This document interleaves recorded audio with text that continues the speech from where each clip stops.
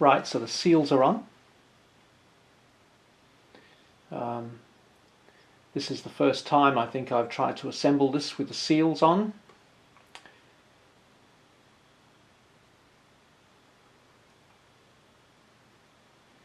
And doing it laterally doesn't work.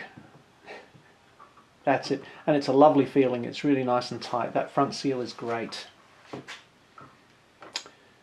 Now, with all those wires in there and that new, that old speed controller, which is taking up the space, it's pretty difficult to get this on. I've sealed everything off here so that I can just put that into the water on its own. This is the interconnect tube, which I'm now using just to do the pressure testing.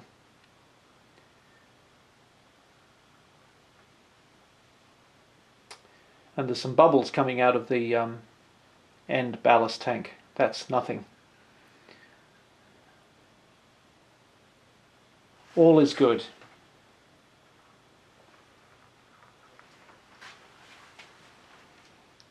You can see the ballast tank has been filling up with water. So now we use the motor room. Got the bellows in, I've got all of the motors in place, so we'll just see how this goes in terms of seal. I've obviously sealed that end cap.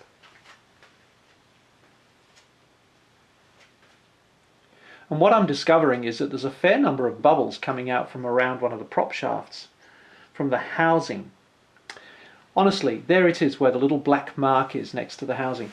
If you don't test, you would never notice. Alright, this is the first time I've turned it on. Still haven't connected the bow system yet, but let's try it out. Power on. Magnetic switch on.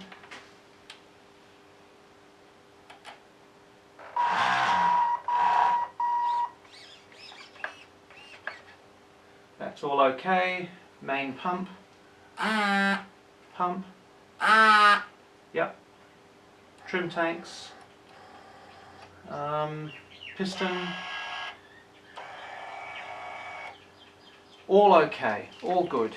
Now, I'm just going to see if the top now still fits before I start to install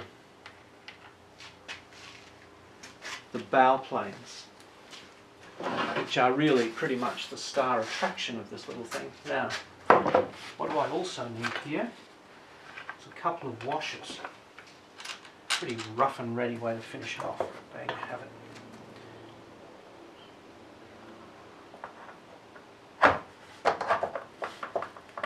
Sail on first. No, I'm not. But it all fits. That's all I wanted to know. Good.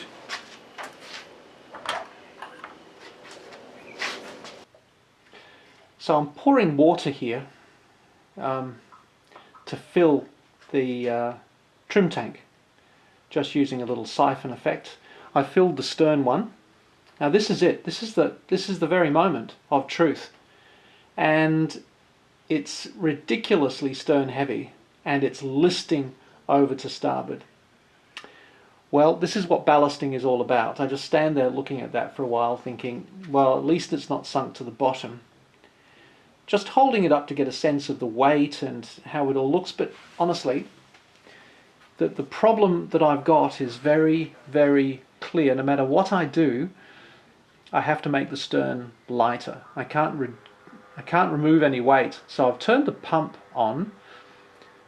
What's actually happening though is that the pump's not working properly because the subtech valves are around the wrong way, so it's a complete disaster.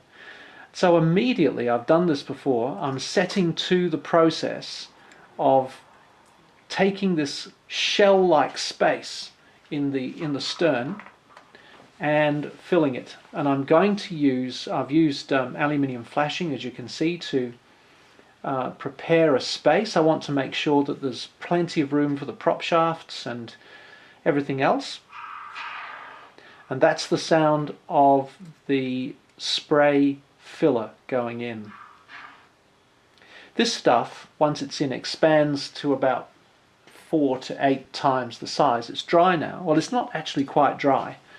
You can see it because it wobbles a bit like blancmange, but I'm testing everywhere I touch that aluminium flashing.